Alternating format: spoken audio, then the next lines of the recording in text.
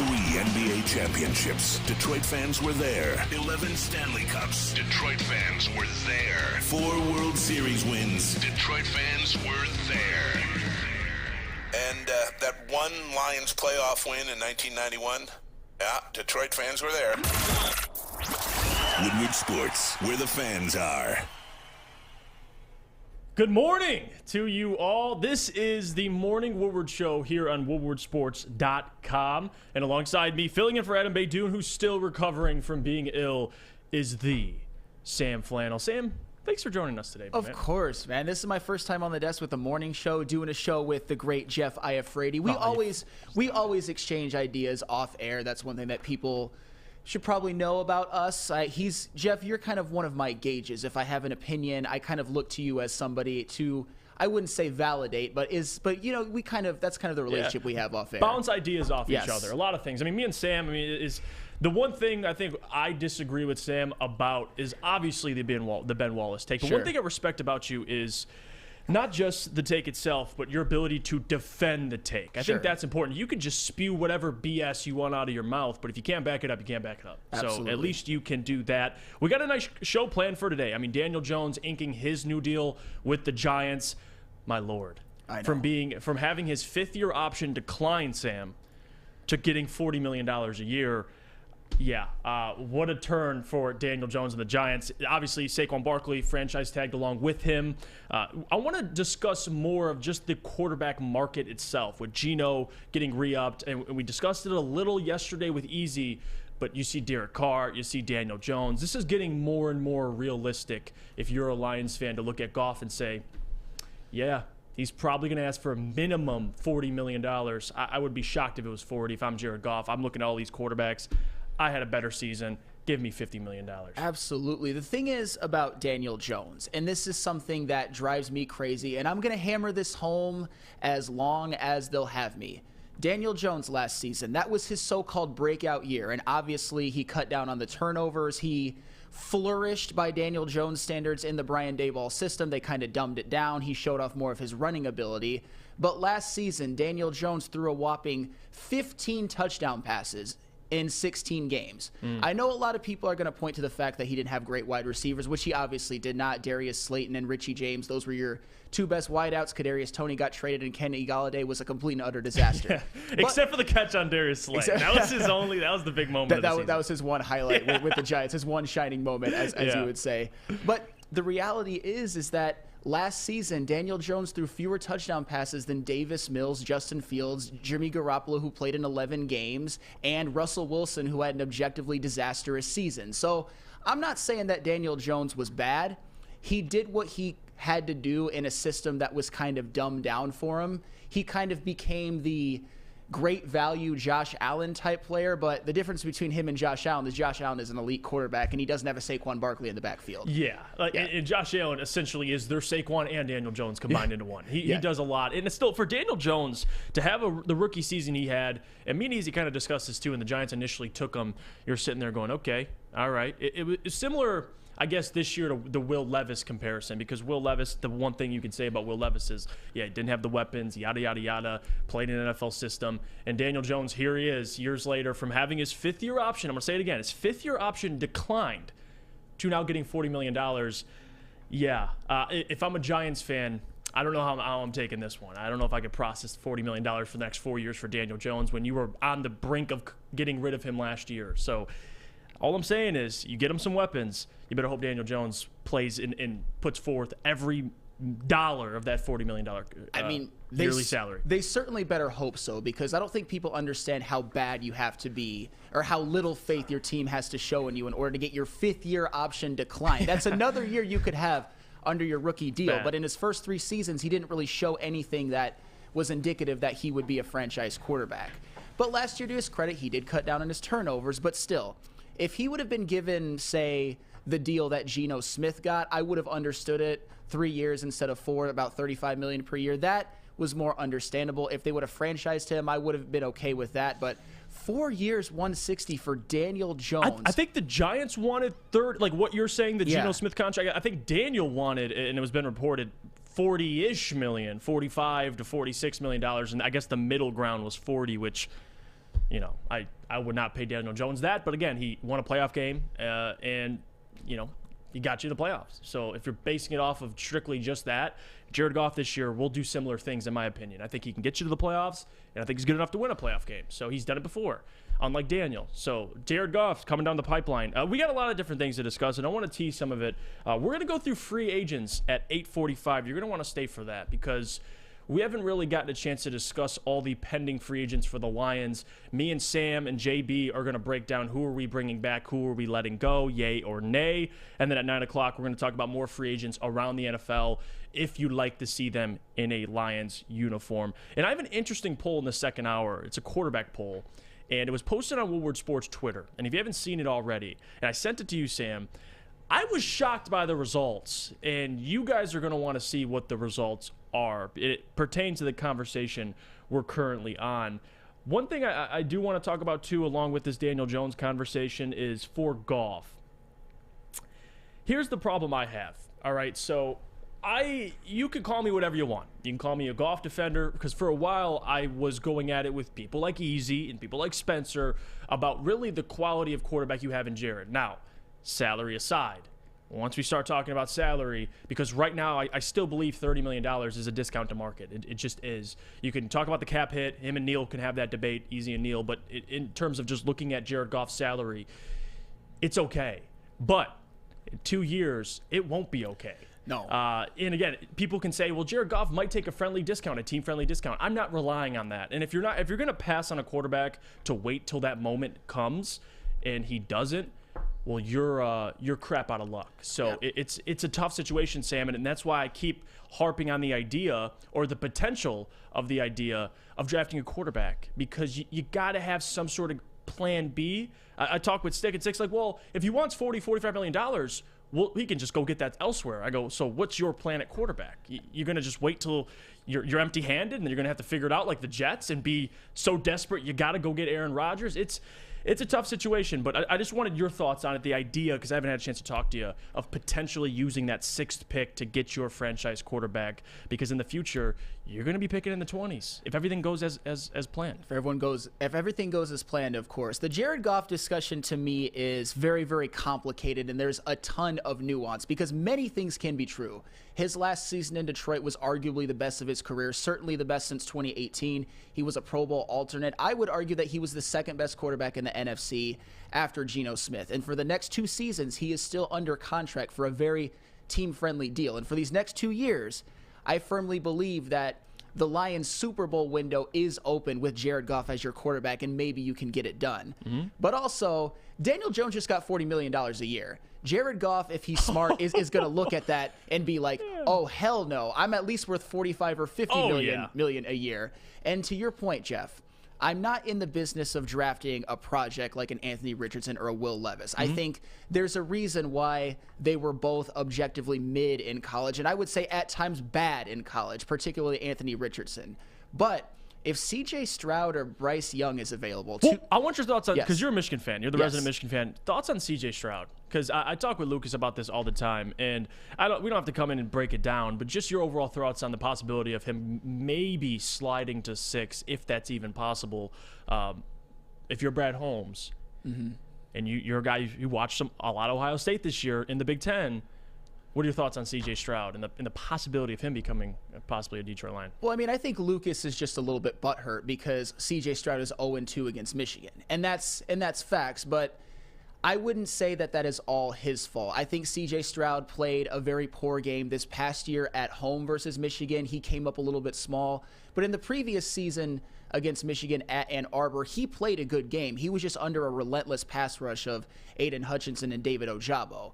And what showed me a lot about C.J. Stroud was the way he performed against Georgia, against that mighty Georgia defense that had Jalen Carter and Keely Ringo, one of the best in the country and the best team in the country over the past 2 years by a mile. He led the team to over 40 points. He had the game-winning drive in which their kicker just shanked a field goal. Mm-hmm. They should have won that game, and it was because C.J. Stroud played the best game of his career when the circumstances were the highest. And when you look at how just him as a prospect overall, he is arguably I would say second best, but you can argue that he is the best quarterback in Ohio State history when it comes to being an NFL prospect. It's either him or Justin Fields.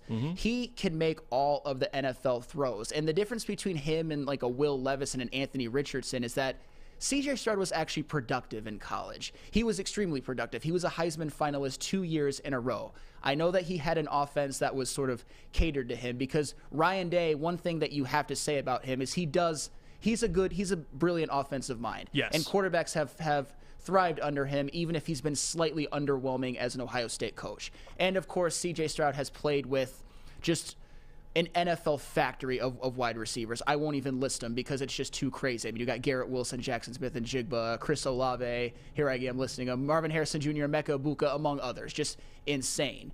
But C.J. Stroud showed me enough, especially if you were to come into this situation with a great offensive mind in Ben Johnson, with an offensive line, with weapons, a running game. I think it's a perfect situation for a rookie quarterback to come in and maybe – I don't think he'd have to play right away, but even if he did, I think that he could thrive. I would have no problem if C.J. Stroud dropped to number 6 and the Lions taking him, especially given the fact that Jared Goff's only under contract for 2 more years, and the market is just going to keep getting higher. And that's something, and it's interesting you say that because Todd says, and by the way, you can join the conversation, woodwardsports.com, get in with everybody else. Todd says you could pay Goff because of all the young guys producing right now on rookie deals. Well, Todd, and if you're saying it, literally, you're correct, because right now you could afford the $30 million plus cap hit because you're paying guys rookie contracts. But we're trying to plan ahead, right? And I said this yesterday. It's not just about next year. It's about the next 5 years. By the time you re-up Goff, Amon-Ra, Penei Sewell, these guys are coming up on their contracts, right? You're going to have to pay these guys. And that's the future I'm discussing. If you take CJ or you take any of these quarterbacks, and I'm not just saying at the 6th pick, if you want to take a quarterback later in the draft, that's okay too. But regardless, you get them on a rookie contract for the next 4 years, you could figure it out. Now, that's up to Brad because you have to determine which quarterback you think could be better than Goff. I'm not just saying pick one to pick one. I'm not saying that at all, because you could also be put in a little bit of a purgatory if you reach on quarterbacks and you get rid of a guy like Jared. But I'm just saying, it's coming, and you got to be ready for it. Another thing I want to discuss next segment after the break, Lamar Jackson gets that non-exclusive franchise tag, meaning if a team were to negotiate and land a deal with Lamar, by the way, wants fully guaranteed money, and I love Lamar. I defend him all the time on the show. Yeah, that's a lot. Fully guaranteed money. I mean, Deshaun Watson got it, but that's an outlier. I mean, what the Browns did for him, and after all the controversy he was coming off of, it was idiotic. But I do love Lamar, and I want him to get the bag. But I want to bring up what people around the NFL are saying, like J.J. Watt. J.J. Watt tweeted out yesterday, why are all these teams so publicly out on Lamar Jackson, an MVP winner in his prime at the most important position in the entire NFL? What am I missing here? Well, we'll get into it along with Jamo, and something Jamo did that I think you guys are going to want to see, and it does pertain to Jared Goff. We're going to go to break. Before we go to break, I'm going to tell you about our friends over at Cintron, because Cintron is the official energy drink of the Detroit Red Wings. Right now, they have an exclusive offer, for Woodward sports fans, for their limited edition Red Wings 6-pack. Only $15 plus free shipping. Head to drinkcintron.com/Woodward and try it today. All 3 delicious Cintron flavors in one. Classic, sugar-free, cranberry. That's drinkcintron.com. You don't have to go to the beach, man. You don't have to get your butt crack full of sand. You just need a little chili peppers, man, to get that glowing beach chili peppers tan. Woo! With 26 locations in the Metro Detroit area and more coming, Chili Peppers Tanning is where you'll find the cleanest salons in the D. Join the Pepper Club for the best deals on unlimited tanning. Head to chilipepperstanning.com. You just need a little chili peppers, man. We don't like to brag that we are the toughest sports network in Detroit, but we do have a guy named Darren McCarty on our side. Lemieux and McCarty, who've had a good knockdown drag up. There they go, right on the whistle. They were talking to one another. Woodward Sports. Let me tell you about our friends over at Alta, because at Alta, uptime matters. Alta Equipment has everything you need to get the job done. If you have a big project coming up, Alta Rent has you covered. Call them today, 844-GO-TO-ALTA. That's 844-GO-TO-ALTA today. We're back and cooking here on the Morning Woodward Show on woodwardsports.com. Jeff Iafrate, Sam Flannel from Big D Energy. You can check him out next show. You'll be holding down the audio, killing it, crushing it with Neil Rule, Darren McCarty, Spencer Raxter. But for right now, we got to talk about Jamo. Because Jameson Williams, I try not to make too big of a deal of these things, but I wanted to bring it up because it's a time of the year where these conversations start to heat up. And with Lamar Jackson being franchise tagged, his future, not being certain what team he's going to go to. Alex, if you could you pull up the Jamo liked tweet that is currently you have right now? Because I got to show the people. This is something I saw yesterday. I thought it was interesting. And if you go on Jameson's page, he actually doesn't like it anymore. He liked it yesterday. It was sent to me by one of the listeners of the show. If I'm not mistaken, I want to correctly give him credit on this. But I thought it was super interesting. Alex, do you have it? Yeah. Okay, so let's see this. So if you guys see this right here, Jameson Williams on his liked. He liked a post, interesting post, that says the Lions would be giving up 18 and a late first-round pick the next year to acquire Lamar Jackson. They have the cap flexibility to give him a 5 for $250, mostly guaranteed contract with a high year one cap hit, so the Ravens can match. Go make the Lamar the best quarterback in the NFC. I thought this was interesting. Jameson Williams liked this tweet, Sam. Now, do I think teammates like Goff? Yes. I'm not here to spread false rumors, but if you're Jameson or any player, you're self-aware, you're at least intelligent enough to know Lamar Jackson is a better quarterback than Jared Goff. It doesn't take really a genius to know that.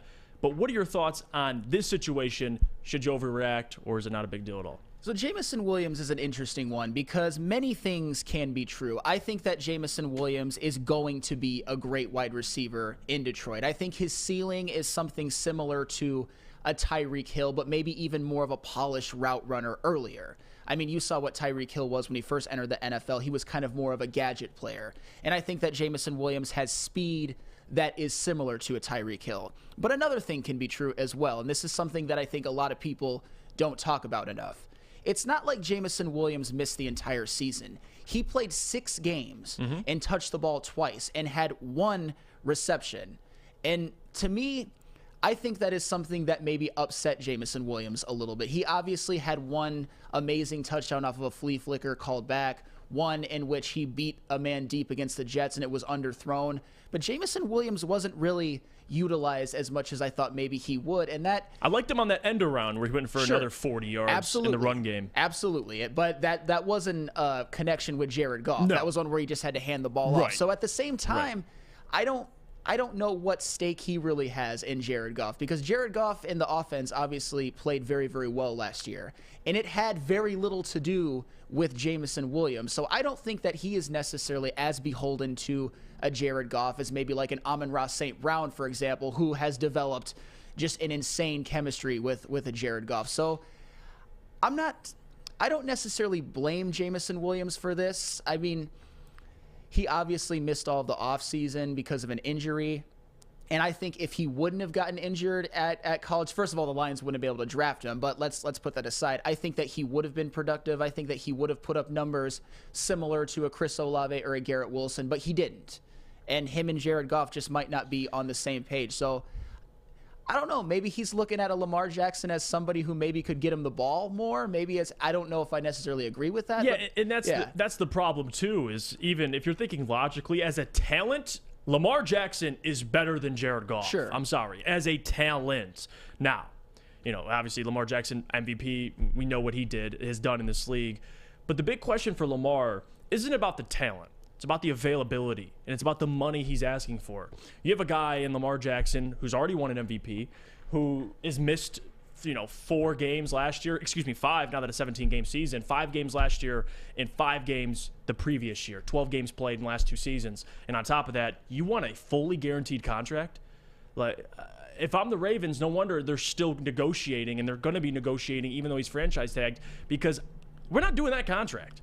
So as much as I want to defend Lamar, the reality is I don't think too many teams will do that contract. I think the Atlanta Falcons, maybe they're willing to do it, but I've also seen conflicting reports that they're not. So for Jamo to like this tweet, I don't think it's a huge deal, right? Jamo he liked to tweet early in the season about not getting him the ball. So this is Jamo. He's a young kid. This is stuff you're going to see, liking tweets. He obviously unliked it, so he realized he made a mistake there. But the whole connection between him and Jared Goff, I'm not concerned about that. I'm really not. I know people overreacted about it during the season. This is a newly formed duo. Jamo just got here. He wasn't able to catch passes because he was on the sideline through OTAs, training camp for the first chunk of the season. So when he finally started getting work, Jared Goff, Khalif Raymond, all these guys, Josh Reynolds, G.J. Chark, and obviously Amon-Ra St. Brown, they've already built chemistry for months. And people just expect Ben to throw Jamo out there and say, all right, let's go. When you're on an 8-2 run, it just doesn't happen like that. So I'm excited for Jamo next year. I think he's going to break out and define breakout however you want, whether you think he's going to get 1,500 yards or just pass 1,000. Regardless, I think he'll play well, whether it's Jared or somebody else. Because Jamo, it's not just about getting the ball to him deep. You can get the ball to him in many different ways. Look at Tyreek Hill in Miami with Tua and what they're doing. It's not all about the deep ball. You can get him the ball in space and let Jamo do his thing. So, listen, I'm not going to overreact to it. I think most people would agree with Jamo. If you're talking about Lamar Jackson becoming a Lion, the talent versus Jared, he's better. But if we're talking the contract, what you'd have to give up for him, 2 first-round picks and paying him a fully guaranteed contract, no.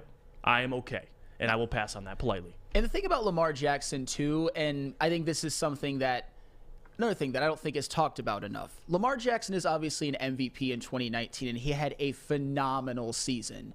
But, and this almost sounds made up, he's only thrown for over 3,000 yards in a season one time in his career, and that was in his MVP season. And I obviously know that comes along with him being already the best running quarterback I've ever seen. He's had 2,000-yard rushing seasons as a quarterback, he's the only person in NFL history to do that. Unreal. But he's not the MVP quarterback right now. His stock is not as high as it was back then, because in 2020 he had another great year where he had 26 touchdowns, 9 picks, didn't have 3,000 yards, but he had 1,000 rushing yards. But the last 2 seasons, and this is a concern for Lamar Jackson because he runs so much, and he's got, I wouldn't say a slight build, but he's not like a thick specimen like a Josh Allen or a Cam Newton. He's had some injury problems. And you know what's messed up, too, about that is the injuries. You'd assume that Lamar's gotten injured running or scrambling. He actually got injured in the pocket. Yeah. So it's the most mind-blowing thing is even quarterbacks, and I agree with you too, like Justin Fields, for example. Jalen Hurts has gotten better at this, kind of peeling back those runs, right? You've seen the development in Jalen Hurts as a passer. That's something Lamar, as he gets older in his career, I mean, you talk about running backs and how long they last in this league. If you're a quarterback who runs, you're tacking on a lot of miles, a lot of unnecessary hits, and even Josh Allen to a certain extent. You can't be the sole reason for what you're doing in the run game. Lamar's got to figure that out, especially if you get guaranteed money. Teams aren't going to want him running 15 times a game, 16 times a game. Absolutely, and it's not – I don't like this whole idea that, Lamar won an MVP in 2019. He has to get 5 years, $250 million, all guaranteed. No, not exactly, because his last 2 seasons, like I said, he's missed 10 games in the last 2 seasons. That's a lot. And in 2021, his touchdown to interception ratio was 16-13. Not great, and that kind of goes with my point of him, I think, still being a average at best thrower of the football. And if you're talking about Jameson Williams, I'd be worried about getting targets and receptions downfield with Lamar Jackson as my quarterback as well. And also Lamar Jackson has been objectively a bad quarterback in the playoffs. 3 touchdowns, 5 interceptions with a 56% completion percentage in 4 games, has only won one of those Anthony games. Richardson numbers. Those are, I mean, they're worse than Anthony Richardson numbers. And that's the thing. Lamar Jackson is obviously one of the most exciting quarterbacks to ever play in the NFL. This 2019 season was phenomenal. It looked like a video game. Oh, yeah. But when it comes to his career, and this is something that I think a lot of people aren't going to like when they first hear it, I think his career thus far, when it comes to his highs and his sort of, I wouldn't say lows, but his sort of regression to the mean, has been more similar to a Cam Newton than maybe you might think. Cam Newton had one MVP season in which he was phenomenal. He had another year in 2018, which his passing stats were very, very good. But besides that, great runner, kind of a average passer when it comes to efficiency, throws the ball a little bit more downfield and has a stronger arm than Lamar Jackson, is not quite as good of a runner. But this idea that you just have to give him guaranteed money because he once won an MVP. Matt Ryan once won an MVP. Yeah. Lamar Jackson, I get it when he was young, but he's far removed from that. He's not the same player that he was. Can he get there at some point? You'd think he'd be entering his prime right about now. But the last 2 years have been injury prone and kind of mediocre as a passer. So I wouldn't do that type of deal, especially if I'm the Lions. Yeah, no, I 100% agree with you. JB, you saw the Jamo, the picture, him liking Lamar's tweets. Is it concerning, or is it just, hey, Jamo's just being realistic, and Lamar is a better talent than Jared Goff? How much are you looking into that?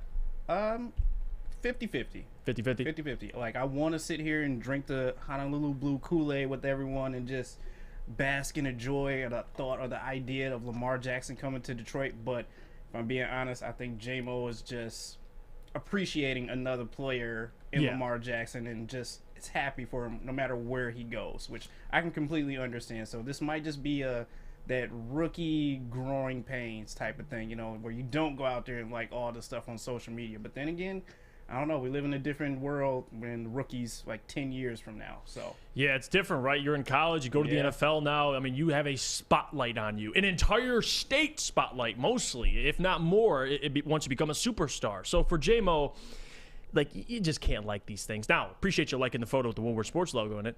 Hey, appreciate that. Respect. And again, I want to get into something next break. And Todd McShay came out with a first-round mock draft. And we're going to talk a lot of free agency today, but I did want to bring up this first-round mock because I want Sam's opinion on it. 2 players. I won't tell you the positions, and I won't tell you the players, but you guys are going to want to see this. But before, we're talking about defenses. I got to bring up Guardian Alarm because that's a defense worth the #1 pick. And I'll tell you why. It's a new year. Let Guardian Alarm offer you customized solutions from real experts. Their professional technicians take the time to recommend security and automation solutions specific to your needs. They also have 24/7 professional monitoring. Call them anytime, day or night, and a Guardian team member will stay on the phone with you for as long as you need. Your safety and security deserves technology that's not only been proven to work, but with people who have been proven to care. Call 1-800-STAY-OUT for more information. Saturdays at 1 p.m. Make sure you're watching WoodwardSports.com for our new show, Chompin' Puck. He shoots! He scores! With 4-time Stanley Cup champion Darren McCarty and Michael Gentry, Chompin' Puck is taking the Detroit hockey community and giving them a voice. Pros to Joes. You'll get the best Detroit hockey coverage around. Chompin' Puck. Saturdays 1 p.m. on WoodwardSports.com. Introducing the Planet Fitness Guide to getting that post-workout glow. Step 1. What's your why? More epic energy? Better sleep? Blow off steam? Step 2. Join Planet Fitness for just $10 a month and get moving in our clean and spacious clubs. Step 3. Bask in that post-workout glow. Join Planet Fitness today for just $10 a month. Join today at any of the 50-plus Detroit area locations.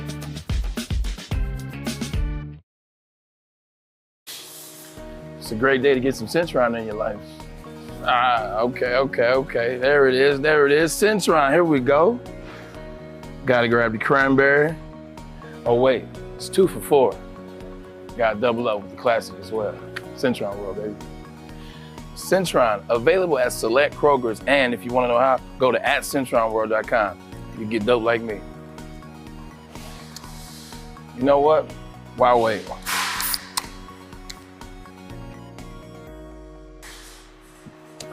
Great taste, guaranteed. We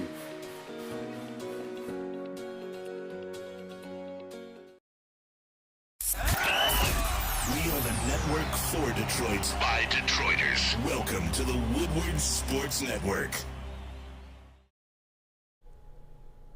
Get your customized approach to weight loss. Think of all the ways that weight loss affects your health, mentally, emotionally, spiritually, and physically. Custom Health is blessed to have had over 20,000 success stories like our 20,000 like our boy Gary right there, who's down 62 pounds, which is insane. Congratulations to Gary. It has been our honor to help many professional athletes as well lose weight and improve their health, such as Piston kicker Eddie Murray, and Detroit Piston legend Rick Mahorn. Start losing weight today. Call Dr. Jason in Custom Health at 844-789-8446. That's 844-789-THIN. We're off and running. Morning Woodward Show here on the Woodward Sports Network, woodwardsports.com. Check it out, by the way. Live scores, merchandise, articles. It has it all. woodwardsports.com for all your needs. But we got something to get into, Sam. Something I'm very interested to break to you because you don't know who Todd took, but I'm going to break it down. And I want your guys' opinion on it. You can agree with it, you can disagree with it. I want everyone to chime in, and I'll read some of the chat thread, woodwardsports.com.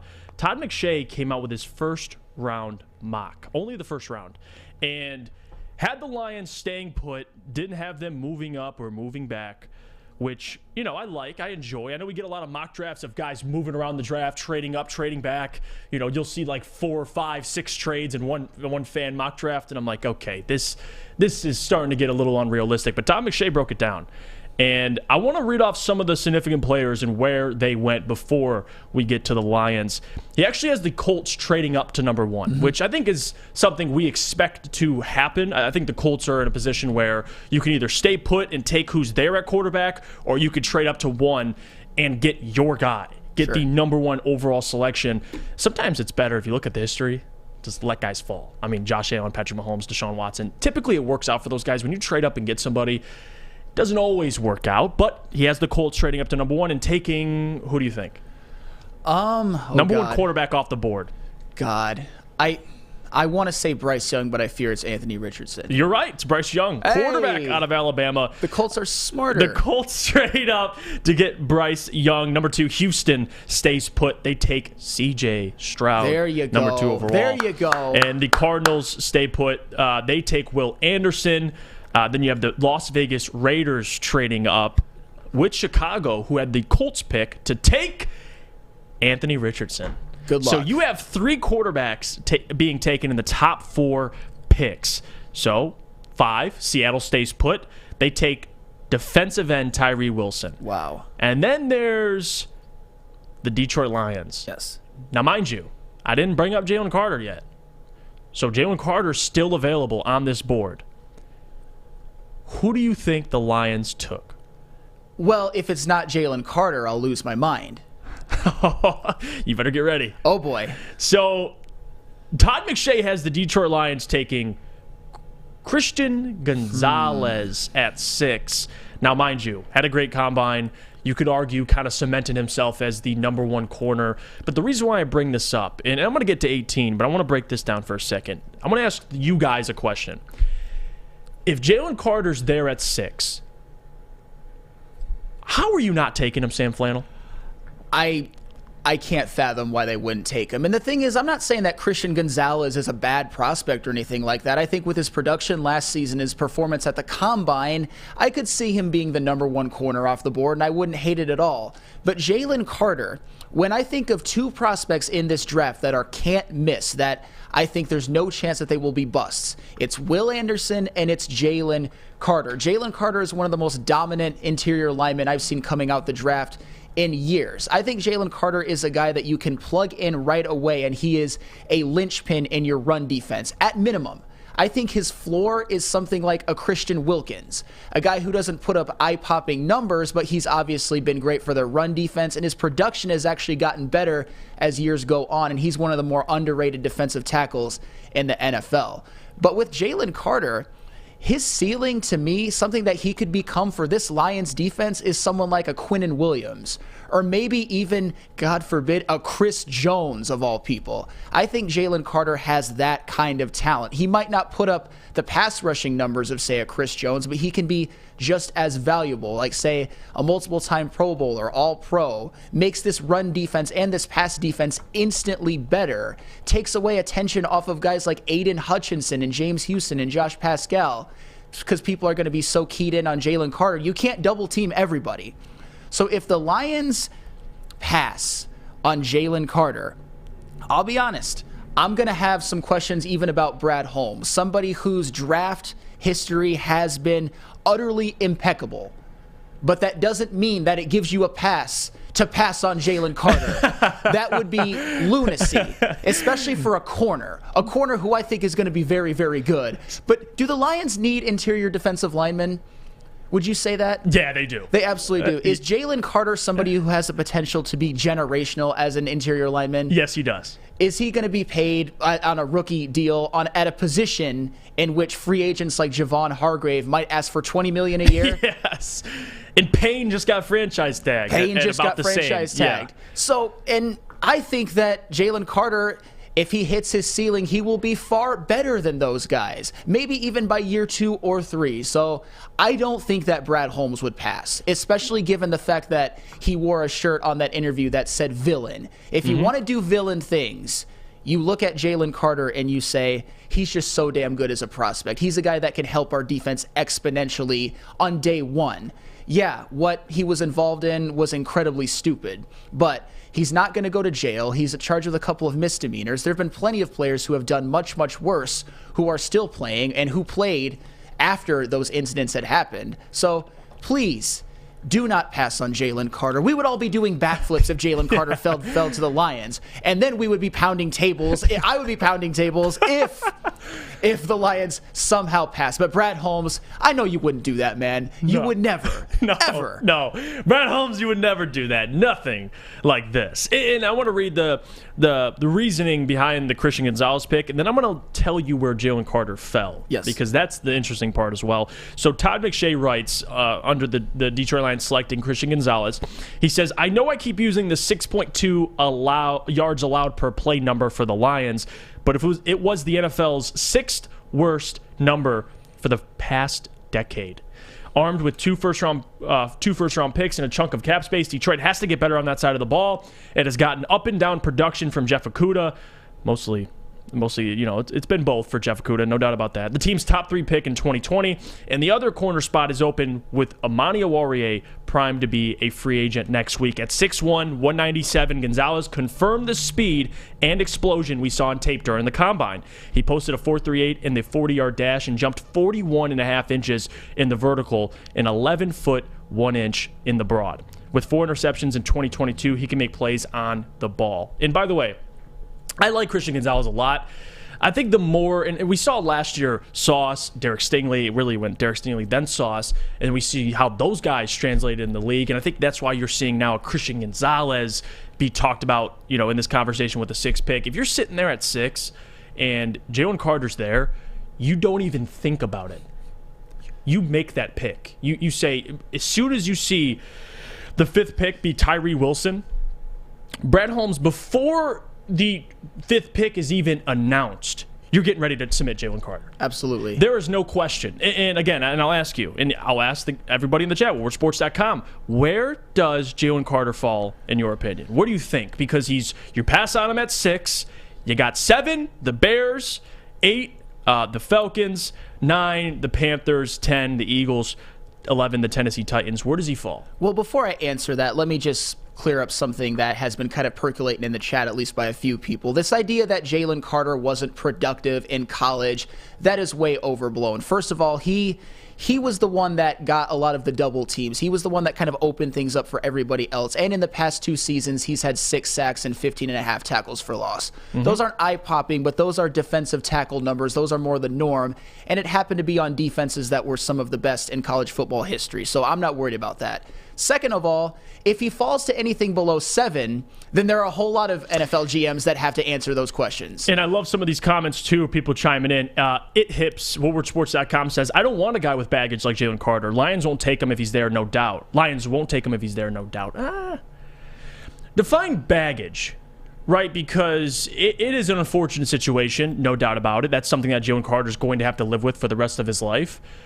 But is that baggage? Once training camp starts and he's got pads on and they're lining up and the seasons in the seasons ahead and everybody's locked in, do you think the baggage of what Jalen Carter went through will just resurface? Like, that's the stuff I don't understand. You're drafting because of talent.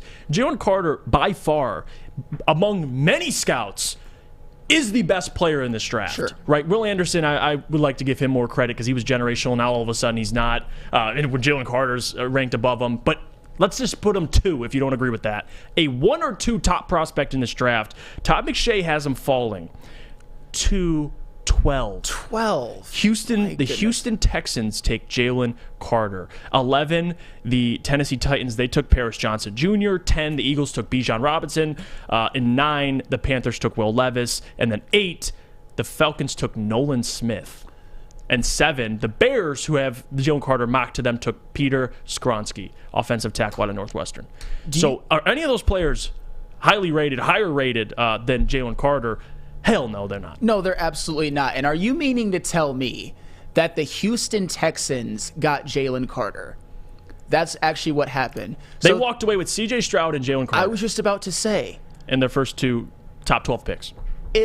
If you're the Houston Texans and you walk away with C.J. Stroud and Jalen Carter in the first round, I firmly believe that they can go from maybe 3 wins to 6 or 7 overnight. That would be an incredible draft. That is one that I think would be universally lauded as an A+, given you get the guy who you think can be your franchise quarterback. You can put Davis Mills on the bench where he rightfully belongs. And then you've got a guy who may be the best talent in the draft. I think it's Will Anderson, but I'd say Jalen Carter is number 2. And you get him at 12 because of an off-the-field decision, which I will reiterate once again, was incredibly stupid and poor judgment. I am not excusing it in any way, shape, or form, but he's not going to go to jail. He's going to get a misdemeanor charges. Right. And I don't think that sort of baggage will hinder his development. Yes, once you put the pads on, it's all about if he can help you win. And many, many teams there are a lot of bad guys in the NFL. Maybe Jalen Carter is a bad guy. Maybe he's just a kid who made a mistake. But there's a lot of bad guys in the NFL, but a lot of bad guys that can help teams win. And it's tough because stories like this are never good, right? When 2 people lose their lives after a national championship win, and in the way they did it, and Jalen Carter being involved, racing, drinking, all that stuff being involved, it is unfortunate. But then you see stories with Jalen Carter, and people try to define his character from one mistake, right? It's kind of like what Ja Morant's going through right now. It's like, well, Ja does this is who he is. Why can't anybody make a mistake anymore? Like that, and now there's different levels to the mistake, but these things, just because someone like me or you, Sam, or JB, we've never done something as stupid as what he's done, doesn't mean he is a terrible person and can never bounce back from it. And that's the thing with Jalen, right? You read the reports that come out, even this season, him buying his teammates or his teammate who's homeless lunch every day, right? Doing good things. Those stuff doesn't really get out as much.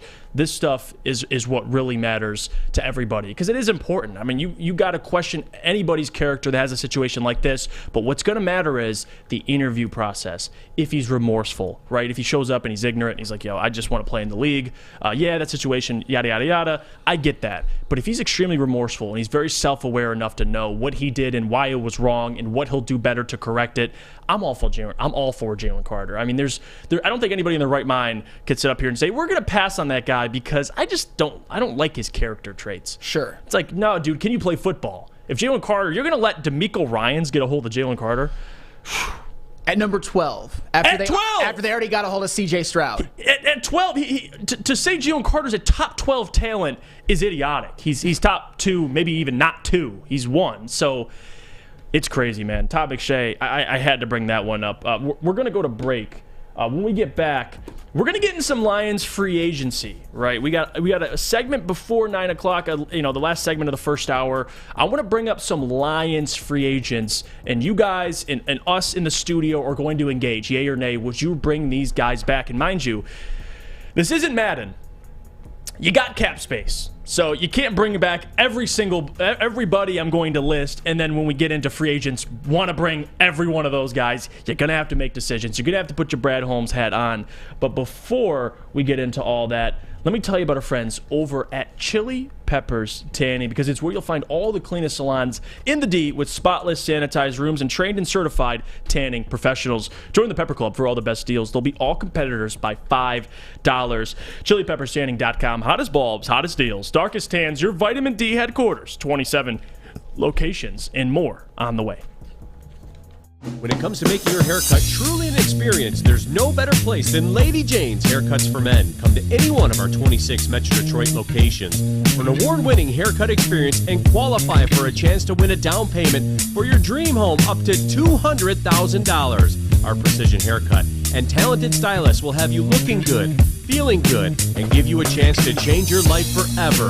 Lady Jane's Haircuts for Men, open 7 days a week. Walk in anytime. It's wicked awesome. Since the dawn of moving people, Chevrolet has led the way. The world of transportation is changing. At Feldman Chevrolet, we are leading the charge forward. With every electric vehicle, every mile traveled, one Feldman at a time. The company that puts more Chevys on Michigan roads is now the #1 name for Chevy electric vehicles. Make sure it's seen and heard. Corner, jumper, tweet us, hop on the YouTube chat, slide in the DMS at Woodward Sports on all social media. Let me tell you about our friends over at Big Boy because, guys, Seafood Fest is back at Big Boy. Catch it while you can. Get it? Catch it while you can. Okay, moving on. Some favorites during shrimp or like shrimp Alfredo, shrimp stir fry, and the new fish sandwich. Get to your local Big Boy today. Don't forget the all-you-can-eat fish fry buffet on Friday nights. We're back here on the Morning Woodward Show on woodwardsports.com. Jeff Iafrate, your host for today, filling in for Adham Beydoun, my guy, Flannel Sam, part of the Big D Energy, which you can catch every weekday 11 to 1.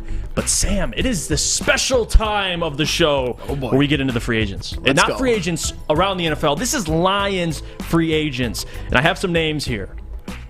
And Alex, if you would like, if you can, each name I bring up, just put a poll. Yes or no, re-signing this player. Because we're getting closer to free agency. It's getting real, Sam. And free agency will clear a lot of things up for the draft. I think it's funny because people talk about draft, but free agency is so important because the free agency dictates the draft. So instead of focusing all on the draft, let's focus on free agency. And to start, we're going to go with a player that signed a flyer, a one-year deal, someone that showed flashes, missed a part of this season. You saw the impact when he was on the field and when he wasn't, in terms of this offense and Jared Goff and how explosive the offense was when he was there. But the circumstances are going to change. You're going to get Jameson Williams back. If you're Brad Holmes, are you re-signing DJ Chark? And if you're not, what's the price you're willing to pay, and what price would you stop and say, all right, DJ, you got to go? I would not pay DJ Chark. I would not re-sign him. According to SpotTrack, his market value is $9.5 million a year. And the Lions right now have a little over $23 million in cap space, but if they cut Vaitai and Romeo Okwara, that can give them an additional about $14 million to give them about $37 million, plus you have to sign all the rookies. So to me, I would not sign DJ Chark because you're getting Jameson Williams back, presumably. I'm hoping that he can fill that role and get all of the targets that DJ Chark got. And the thing about DJ Chark is I'm not exactly sure what he proved as a whole. I know what he proved in moments. One of DJ Chark's sort of, I wouldn't say bugaboos, but maybe a bugaboo is that he was coming off of an injury. Right. And this past season, he missed 6 games. And that happened again, and you're kind of like, okay. And at the end of the year, his stats, although he only played 11 games, but that is kind of part of it, 30 catches, 503 yards, 3 touchdowns. That doesn't look too impressive. But when he did play, he obviously made an impact. He had 3 games in which he had over 90-plus yards. He obviously saw Jared Goff hit a couple of deep shots to him. He made an absolute impact. But for $9.5 million a year, considering you have Jameson Williams back, you have Josh Reynolds under contract, Khalif Raymond, I don't think it's worth it given that the cap space that the Lions have for $9.5 million. I think that's well said. For me, I like DJ the player. I think we can all agree with that. You saw the impact when he made when he was on the field, but you nailed it with what he's expected to get. The Lions right now currently have $23 million in cap space. That's before cuts, and they could make that and probably extend that even more. But let's just look at face value. We got $23 million to spend. You got to sign some rookies, and that's why I love Goodfella, man. Shout out to Goodfella. Said in the chat, woodwardsports.com. He says $23 million. You have to re-sign some guys you don't need. About $13 million for rookies. We don't have that much really. And you're right. And for a guy like DJ, who you're getting Jameson back. Who knows if you draft a wide receiver or address that in free agency. But if you look at this wide receiver class, Sam, it's not that great. And you could argue DJ Chark, if you talk about just career and body of work, he might be the best wide receiver available. He didn't show it. He was missed some games last year, but we know what he did in Jacksonville. Some team is going to throw something at DJ Chark, Sure. and I don't think the Lions financially can match that. And I'm okay with that, by the way. I'm not pounding the table to scrap up money to re-sign DJ Chark. You still got – I'm going to bring up some other guys because, again, like I was saying, you can't re-sign everybody. So if you want to re-sign DJ Chark, the other names I'm going to bring up, you might have to let go. So for me personally, for what the market asks or will ask of DJ Chark, I think it's going to be too expensive. Sure. I would love him back with the Lions, but I don't see him taking another flyer deal. I think he would like to be situated, a couple-year deal, stay somewhere for the next couple of years. But if you're DJ Chark, you've had a lot of different OCs throughout your career. Maybe he wants to remain a Lion, but financially, he can go. JB, what do you think? DJ Chark, if you're Brad, you re-signing him or no? Do I got to make this realistic, tough decision? Realistically? You do. I'm probably re-signing him because he's probably a better wide receiver than what you're going to find out on the free agency market right now. That is, unless you're trying to, throw around some draft picks before the draft to trade for someone. I read that, Cardinals might be wanting to get rid of DeAndre Hopkins for as much as a second, third round pick. So I don't know if that entices Brad home a little bit more, but if anything, I would probably re-sign him as long as the price is right. Yeah, that's the big thing. We look at the wide receivers coming out of the draft, too. A lot of options Brad's going to have. Next player we're going to get to. And I want to read the poll real quick, too. Re-sign DJ Chark, woodwardsports.com. The people have spoken. 54% say no. That sounds about right. Majority of Lions fans, it's almost 50-50. 46% say yes, but more so on the side of we're okay if we let him go financially. Next player I want to bring up is a running back we love, Jamo Williams. And now, I don't think he's going to ask for much. And I could be wrong, but knowing Jamal and he wants to stay a Lion, I think the interest is mutual between both sides. I want your thoughts, though, Sam. If you're Brad Holmes, is this an automatic, I got to re-sign Jamo Williams? For the right price, absolutely. And like I did with DJ Chark, I'm going to go to Spotrac, which is the site that Neil Rule uses and kind of got me turned on to. His market value is estimated at $4.1 million a year. And if the Lions can get a deal with that for Jamo Williams, I would absolutely re-sign him. I know a lot of people kind of look at him as sort of a character guy, a cultural guy.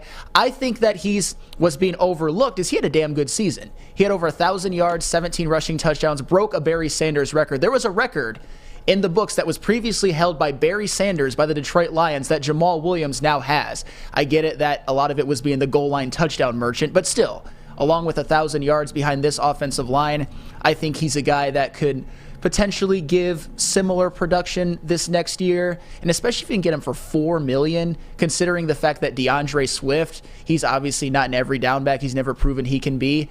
I would do it for that price, and I think from what I've heard, I think that is a deal that can get done with a guy like Jamo Williams. I would absolutely do that. Yeah, the price I think will be more in the ballpark in which I would like. So for Jamal to get him at like a 2-year, $10 million deal, something like that, I think Jamal and the Lions can come to that type of agreement. But again, Jamal's going to have other suitors. The Bills, I mean, you have teams like Carolina who just got Deuce Staley. Deuce loves Jamal. Who knows? I mean, there'll be a team that throws some money at Jamal.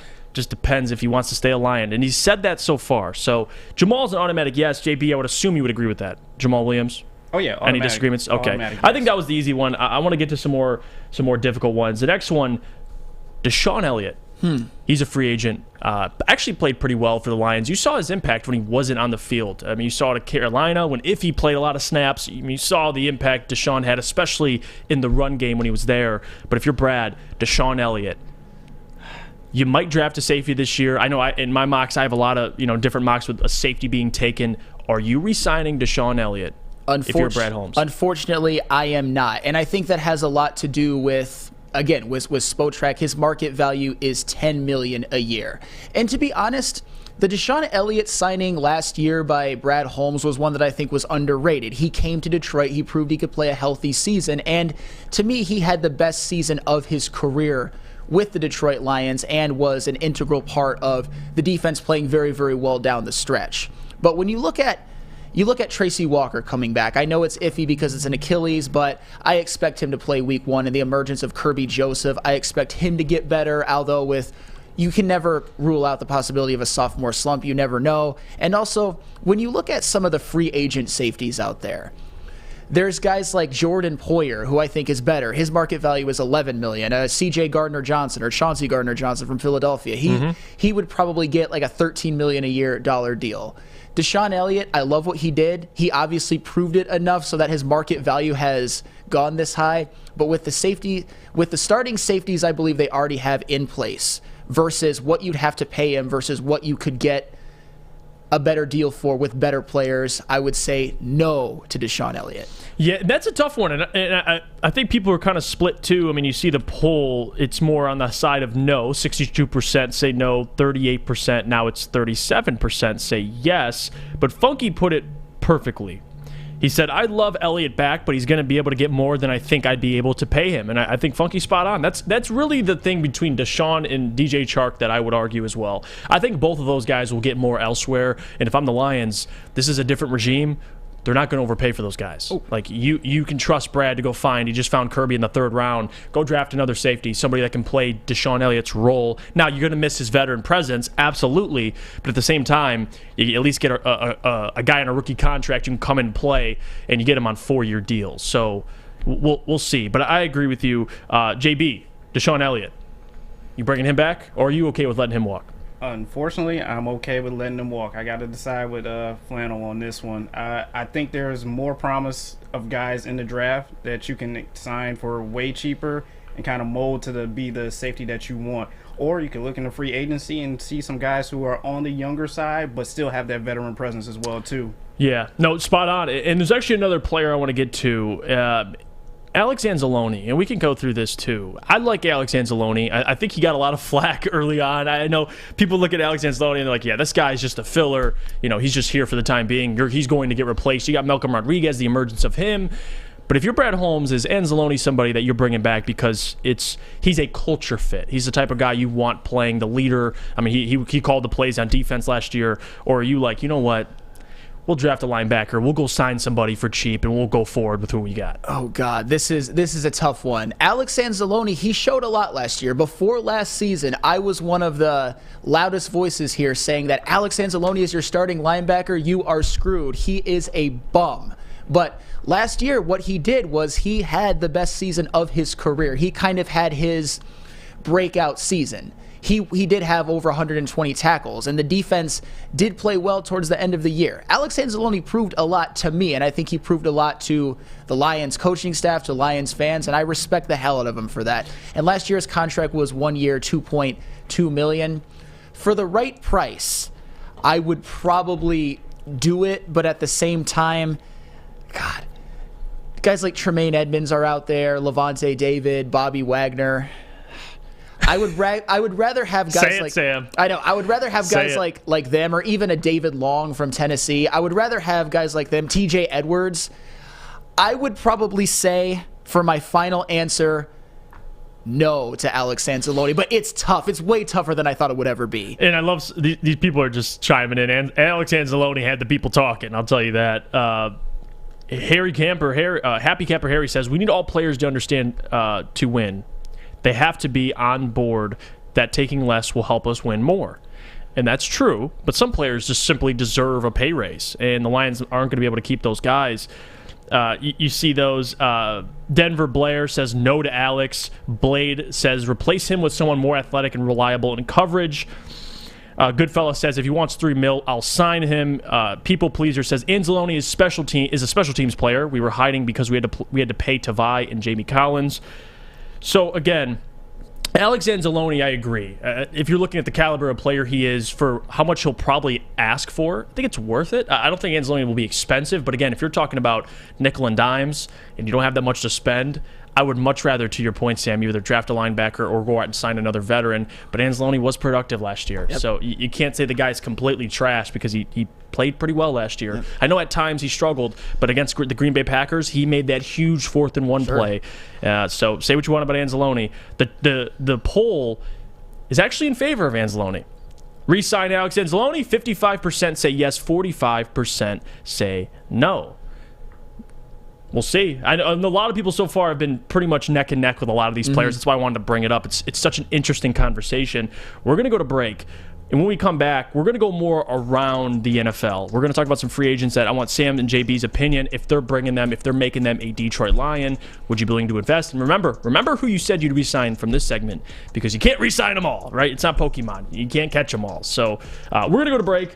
When we get back, we'll talk more about free agency. But before, I got to tell you about our friends at Swiss Insurance. Because, guys, many businesses choose the New Year's to get Swiss Insurance, but you could choose them anytime. Swiss Insurance, make sure you check with them this week to get your commercial insurance review. They can help make sure you have the proper coverage. Swiss Insurance, give them a shot. You will not be disappointed. Contact them, mark@swissins.com.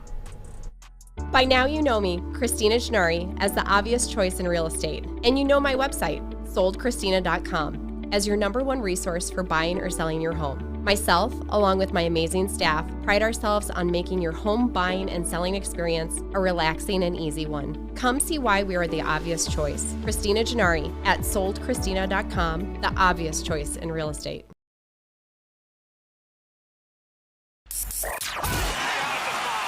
3 NBA championships. Detroit fans were there. 11 Stanley Cups. Detroit fans were there. 4 World Series wins. Detroit fans were there. And that one Lions playoff win in 1991? Yeah, Detroit fans were there. Woodward Sports, where the fans are. Start of the second hour here on the Morning Woodward Show on woodwardsports.com. Jeff Iafrate, Sam Flannel, JB on the 1s and 2s, and Alex, as always, in the booth. It's Lions free agency time, and we're talking about which free agents, if you're Brad Holmes, would you like to bring in? We went through all the Lions free agents, not all of them, but I wanted to bring up a couple. We can't do them the entire show, just sit there and talk about every Lions free agent, but the most significant ones. And that's what I'm going to do for this segment as well. The most significant free agents the Lions could bring in. Blade says, Jeff looks like he used to play Pokemon on a Game Boy. Well, you're not completely wrong, Blade, on that statement. I want to get to some of these guys. Number one, divisional linebacker who was just released by the Vikings yesterday. I asked Easy about this, but I want your opinion on it, Sam. Eric Kendricks, 31-year-old linebacker, longtime linebacker for the Vikings. Wasn't as productive last year, but even years just before, very productive. If you're Brad Holmes, we just talked about Anzalone. If Kendricks, you can get him on a relatively cheap contract, and again, there's an asterisk there. What are you thinking? I think it's somebody maybe worth giving a phone call to, seeing if you can get a good deal for him. His last contract was 5 years, $50 million, and he's been a productive linebacker in this league. He's been a Pro Bowler, and he's a tackling machine, kind of like that complete linebacker that's a tackling machine, pretty good in coverage, and occasionally can rush the passer. I like him a lot as a player, and I think he would be a clear upgrade over an Alex Anzalone. He's not my first choice when it comes to free agent linebackers, but if the Lions could get a good deal for him, I would not in any way, shape, or form be pounding the table. The one thing I'm concerned about is he is older, and the Vikings defense was really, really bad last season, despite Eric Kendricks' numbers looking pretty.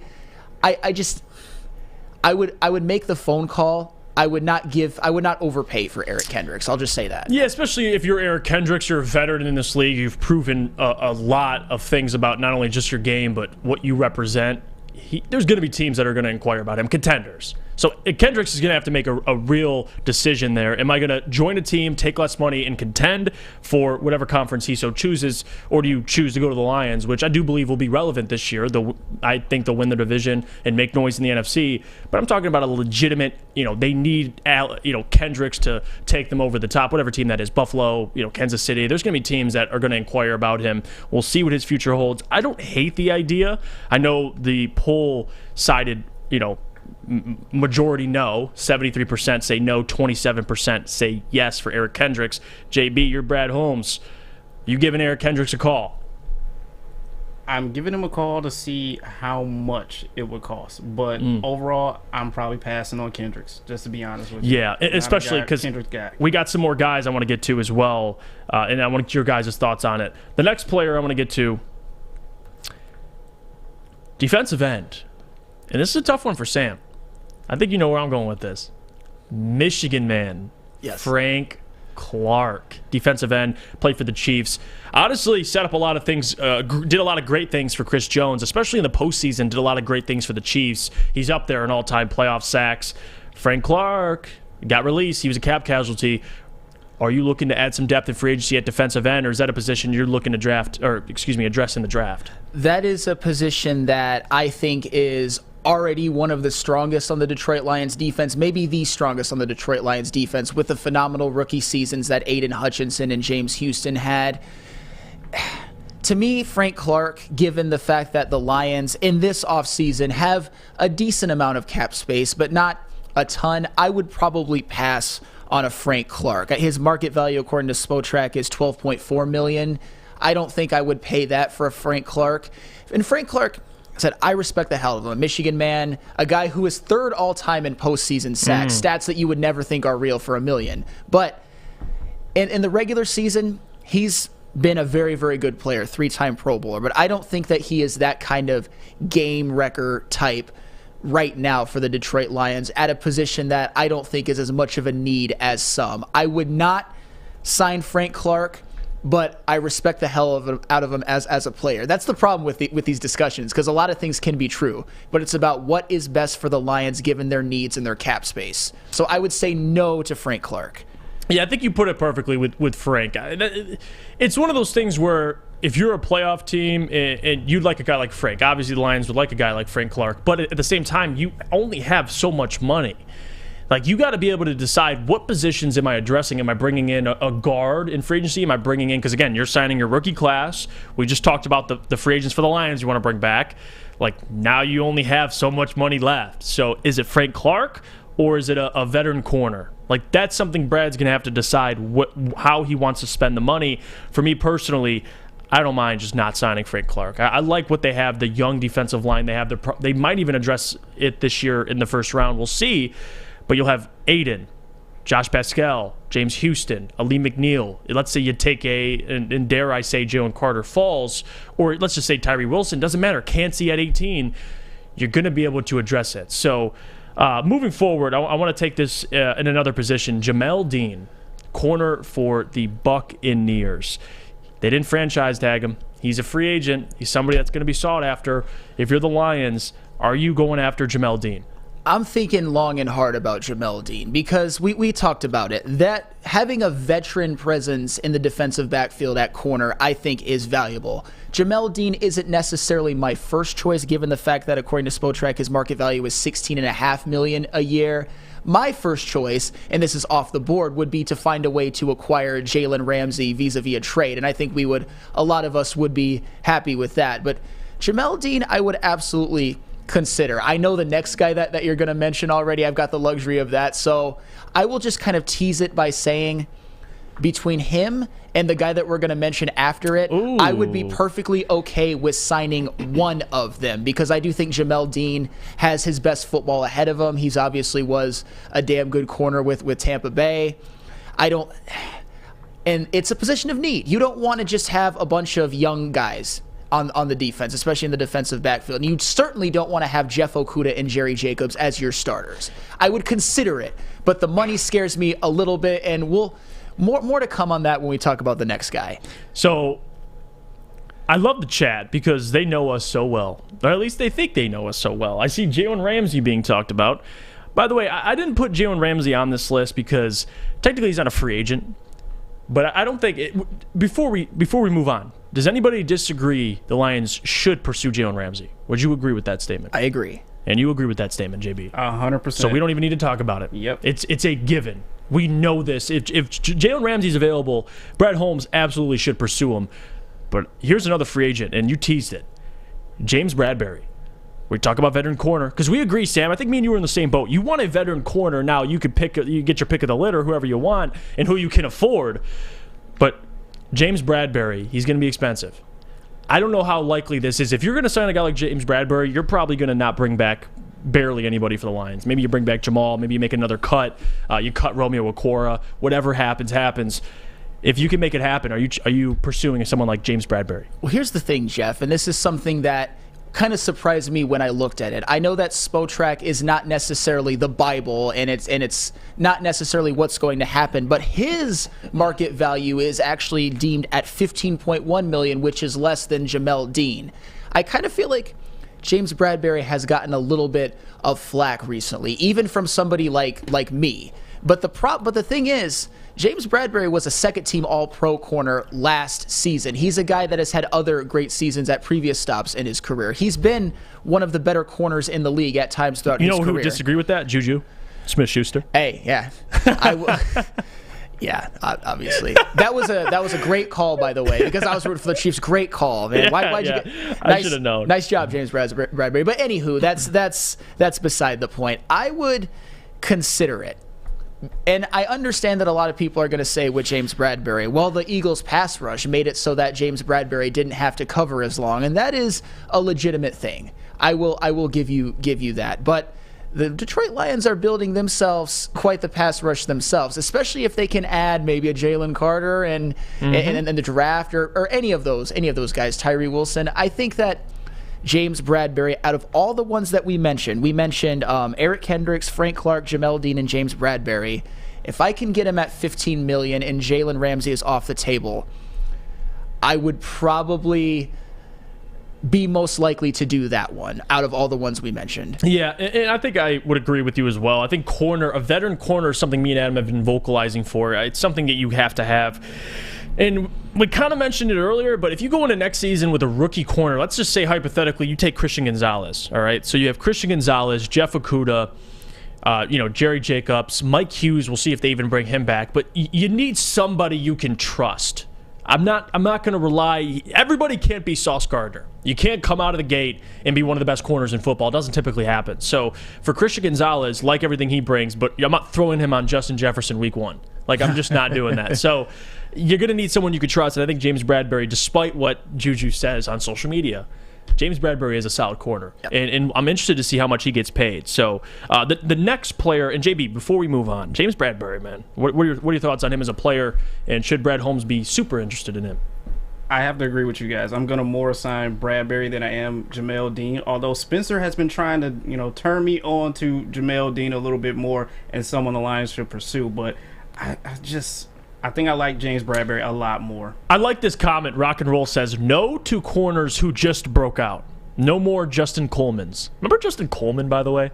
When he was signed during that Patricia era, and he was coming off some good seasons, and he got completely toasted.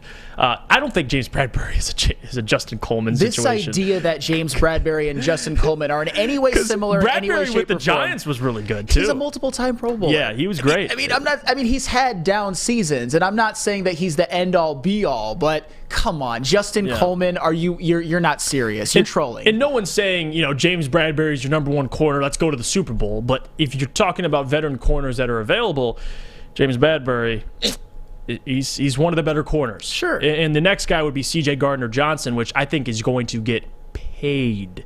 So we can mention him quickly. Love the player.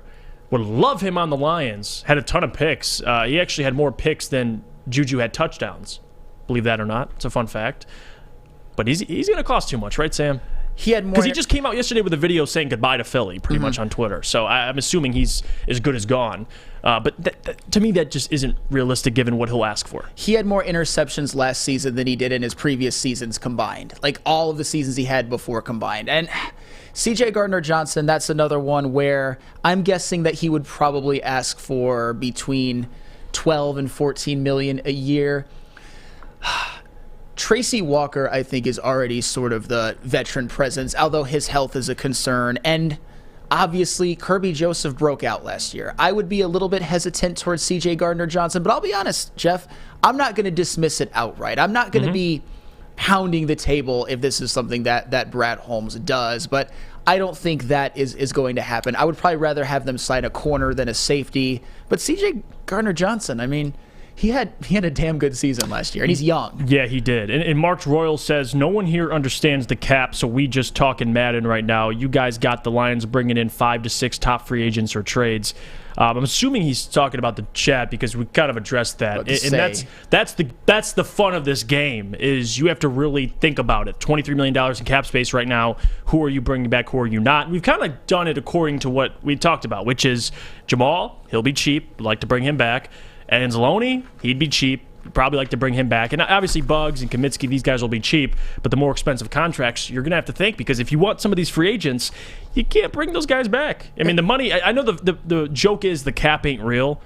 It's real. You need a good GM who can maneuver around it. So Lions don't have all the money in the world, but they got some money to spend. I'll tell you what, Guy. If we were actually playing Madden, you know what we would have said? Bring in Eric Kendricks, bring in Frank Clark, bring in James Bradbury, and re-sign DJ Chark and Evan Brown and all those guys. We addressed all of that. That is the reason why we've said no to anybody. Because all of these guys are damn good football players. We've absolutely considered the cap. If you don't think we have, then you haven't been listening. You've just been reading the chat. The cap is the only reason why you don't sign these guys. Yeah. And again, you have the rookie class. You're going to have to sign 2 first-round picks, which are going to be expensive. So you don't have that much money left, but doesn't mean you can't create it. I mean, there's going to be ways you can maneuver, but Brad's going to have to figure that out. I'll tell you what. We're going to go to break. But when we get back, I want to get into an interesting poll, and I want you guys, feel free to call into the show, and Alex will put the number on WoodwardSports.com, the chat thread. But there was an interesting poll that was posted on Woodward Sports Twitter. You can check that out at Woodward Sports. It was about the quarterback position for the Lions. And the results, I'll tell you, I'll give you a hint, it was not what I was expecting. And I cannot wait for you guys to see it. We're going to go to break, but before we get back, I'm going to need you to tell me about Planet Fitness. Absolutely, because Planet Fitness is home of the judgment-free zone where you can work out in a non-intimidating, judgment-free atmosphere. The gym that has always been known for being clean is now cleaner than ever. Has tons of equipment, a full-body workout, the 30-minute circuit, and all memberships include fitness training. You can get all of this for only $10 a month. Your fitness is essential, and fitness is a key part of your physical and mental wellness. Join today in club or online at www.planetfitness.com. It's Planet Fitness, where your fitness is essential. At work and at home, we're there with smarter security solutions. Featuring complete automation with customized alerts and more. For over 90 years, we've been the company that's been counted on to protect what matters most, all with personalized service and care. Right now, for a limited time, receive a free video device plus free installation with a new home system. Guardian Alarm. We protect Michigan. Get a shot up. This is for the win. All of Detroit's sports teams live on Woodward. All of Detroit's sports coverage lives on Woodward Sports. Driving the best in Detroit sports coverage. Almost halfway through the second hour here on the Morning Woodward Show, WoodwardSports.com. Jeff Iafrate, Sam Flannel, and for Adam Beydoun, who is currently out sick. We wish you well, my man. He'll be back soon, back 100% healthier than ever. And I promise it's not because Fish left. He's not heartbroken, but he will be back in not too long. So if you have him on social media, give him a message and tell him you hope he feels better because he needs it right now. JB, we got JB in the booth, Alex in the other booth handling all of our TD responsibilities.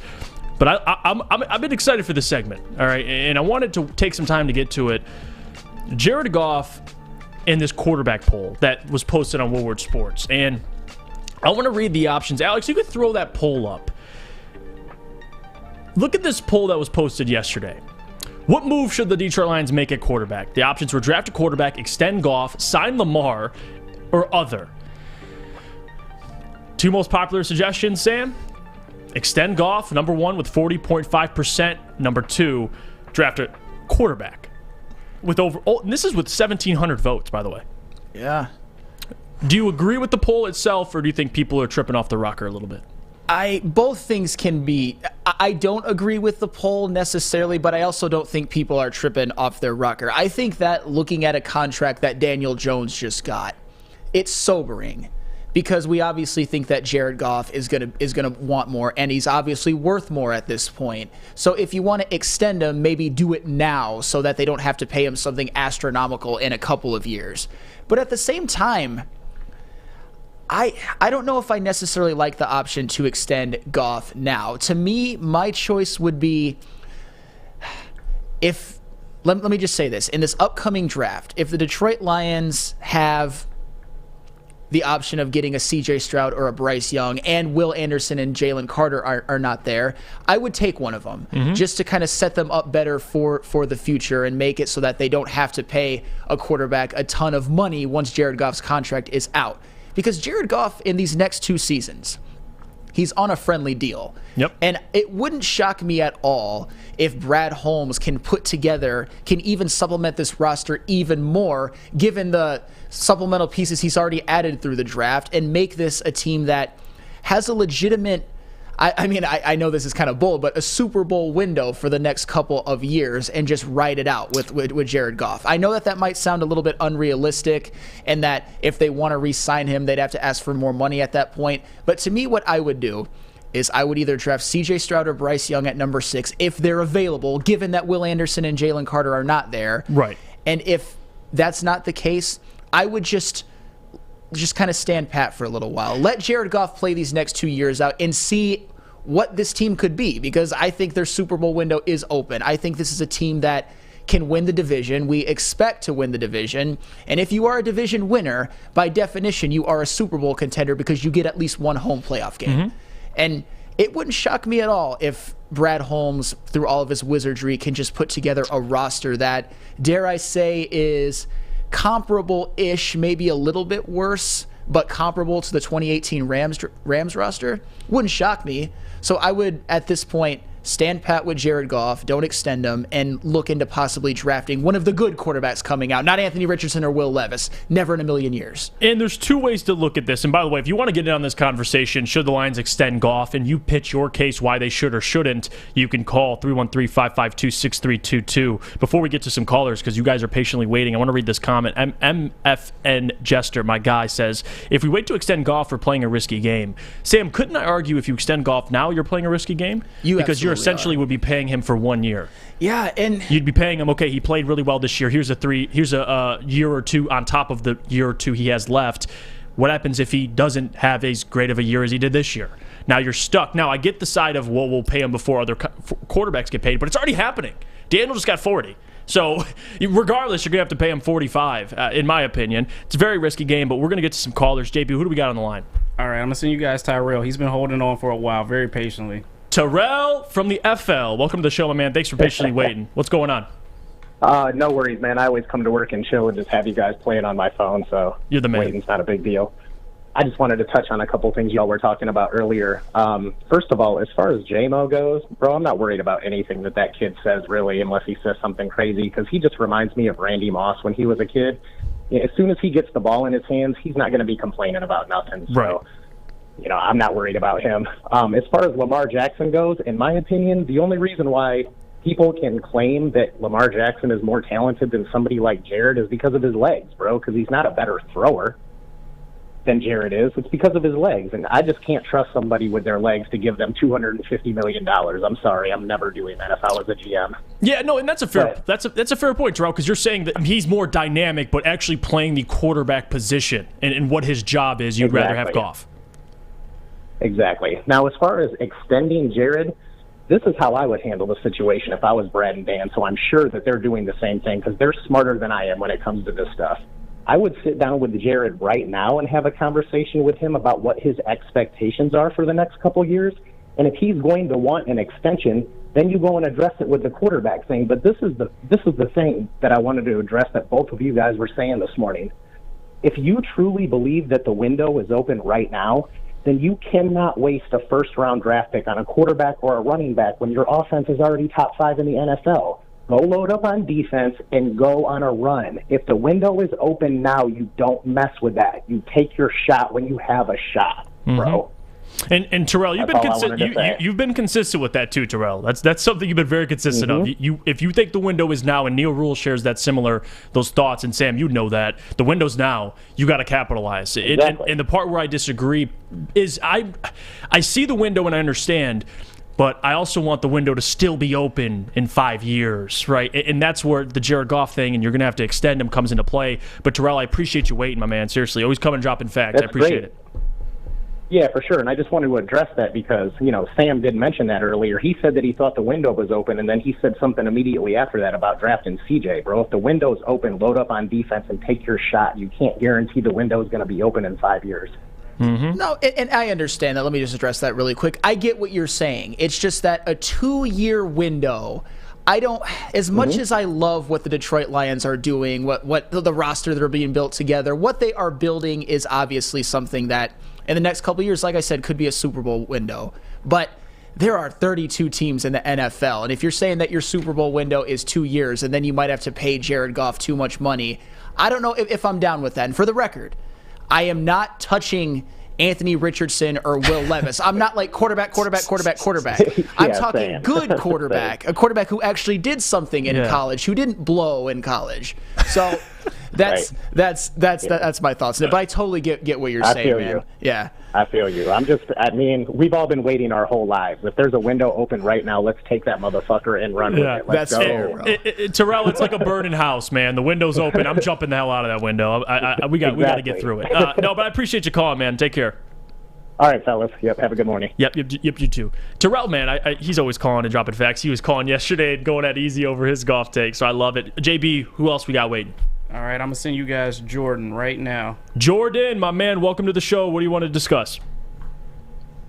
Okay, so I have a potential trade, that I think could work out in both of our favors. It's a little bit similar to the T.J. Hawkinson trade, but it includes Jalen Ramsey because we see DeAndre Swift always in the preseason, always projected to have a really, really good season.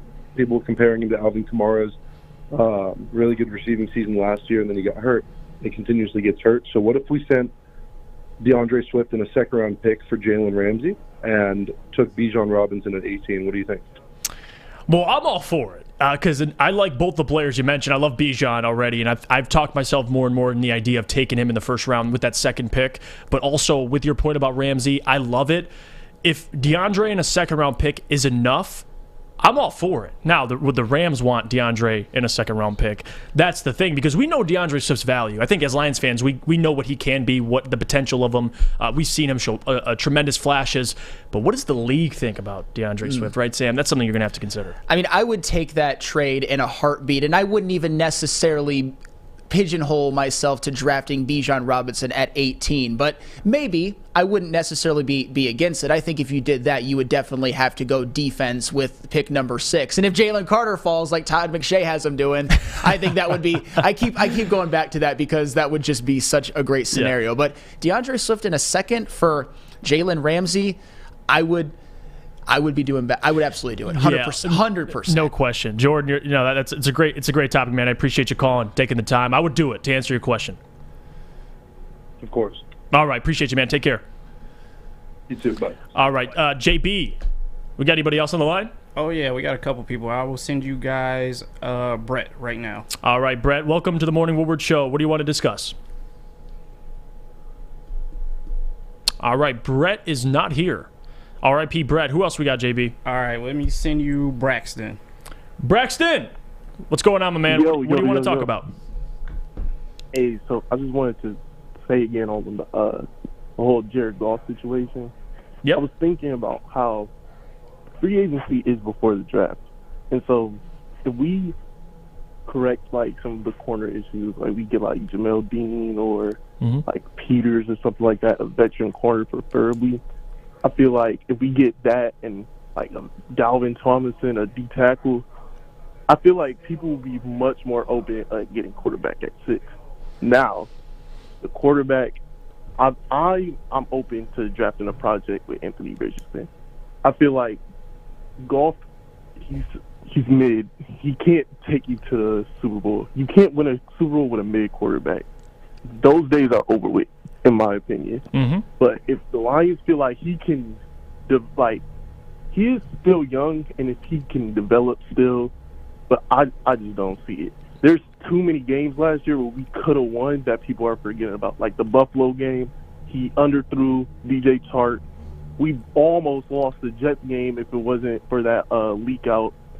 And I just feel like if we can take a chance on Richardson and he can develop into a elite quarterback, like top 10 to 5 quarterback, you have to take that. And then if he doesn't work out, you can literally just pick up like one of those mid quarterbacks on the market again and just restart where you were.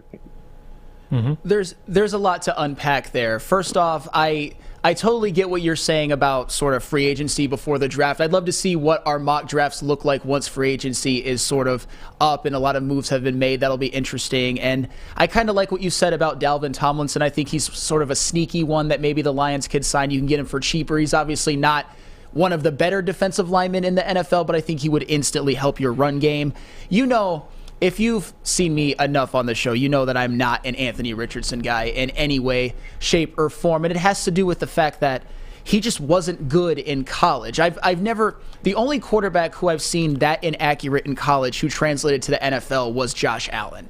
And I don't think Anthony Richardson is Josh Allen. I look at that 53.8% completion percentage, and I say no thank you. I look at the 4 games in which he completed less than 50% of his passes, and I say absolutely not. I look at the game where he led Florida to a win while completing 10 passes and having 0 touchdowns and 2 picks, and I say no. I look at that game in which Braxton, you got him going. He completed 8 passes for 66 yards, and they won that game, and I say absolutely not. I get it. Anthony Richardson, when you look at him at the combine, he looks like the Incredible Hulk. He's got all the athleticism in the world. But to me, if he's a good thrower of the football, if he can throw, then why doesn't he throw good?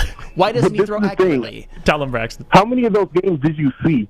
Because on those games where he's throwing like 44%, half of his throws are just throwaways or it's the receivers dropping the ball. So, like, the completion percentage doesn't tell the full story. I think his floor is higher than what you're telling you. In Braxton, keep going. You're good.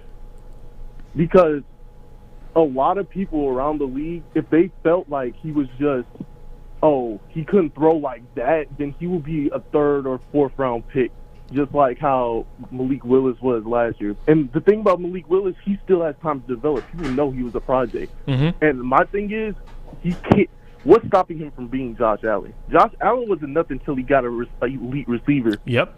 So my thing is, if you have that chance to get someone like Josh Allen, you have to take it. And the risk reward is not. The risk isn't even that bad if we're really being for real. And Braxton, I love that because again, we've had these conversations with Maz, so you're not the only one defending Anthony Richardson. I can get the logic. I might not prefer Anthony Richardson, but I can certainly see the mindset in which you take him. I appreciate the call, Braxton, man. Always dropping facts. I appreciate it. You're welcome back anytime. Thank you. Thank you. Yep, appreciate it. All right, guys, we're going to go to break. But when we get back, I want to get more into some mock drafts. I have a couple fans. We're not doing a ton. We're going to kind of stay away from the fan mock drafts today, but I do want to bring up a couple that were sent to me again.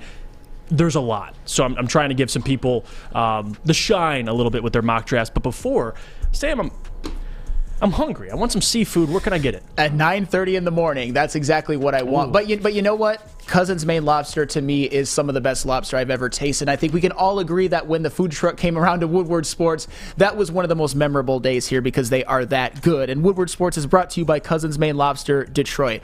Check out their food trucks rolling around the city offering the tastiest lobster rolls, lobster tacos, and more.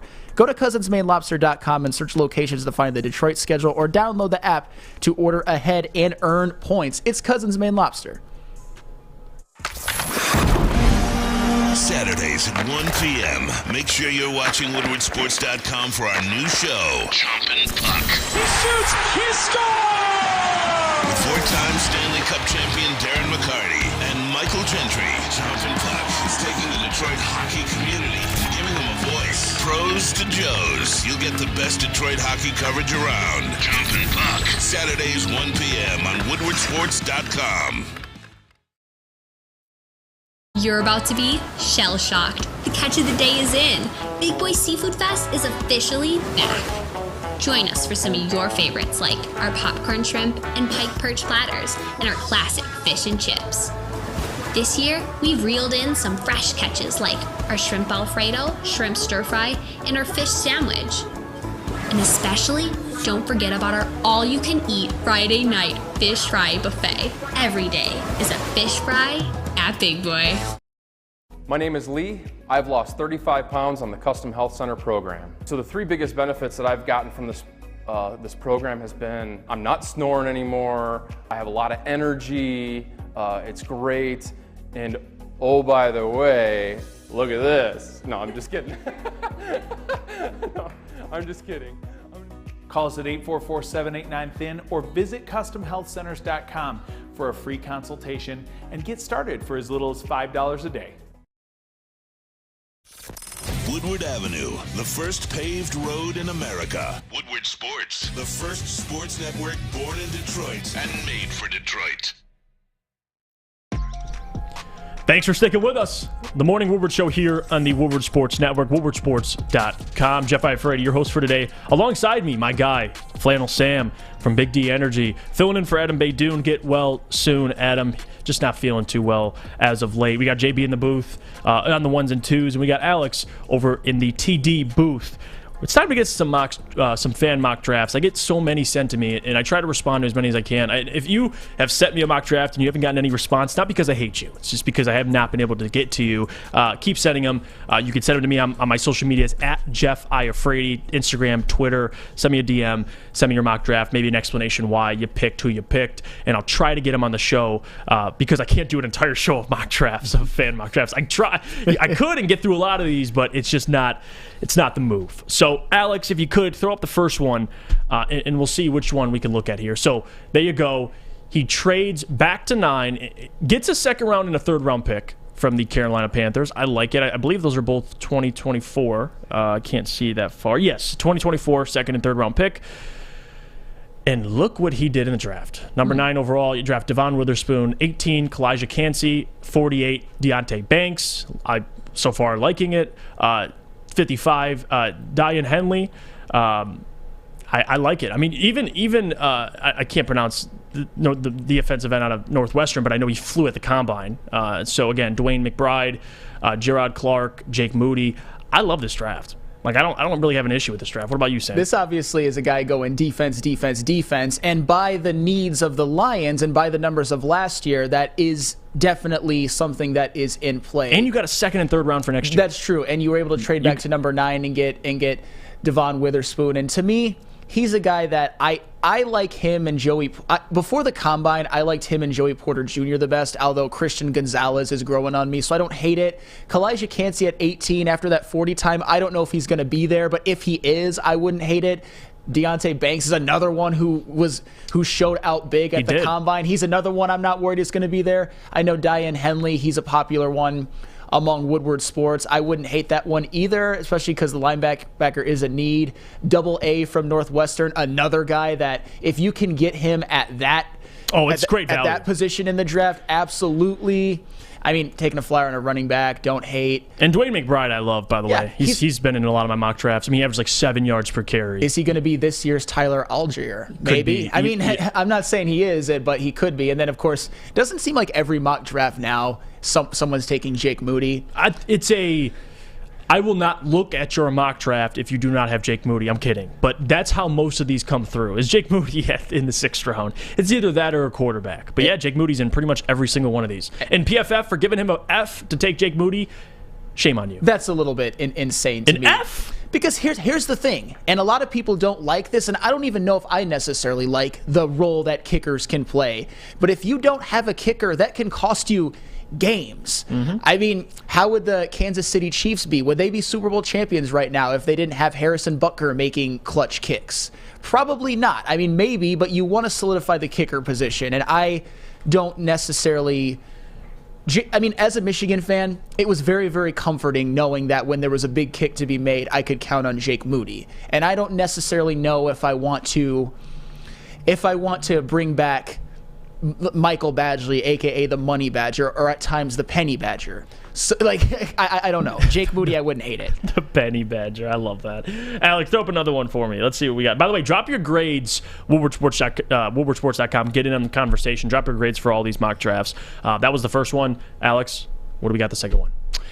2 trades that were made. Another trade back, which I don't mind, because if you're not, these are from people who aren't taking a quarterback, so I love it. I mean, you trade back, you get more picks, you trade back to 9 and still land Christian Gonzalez.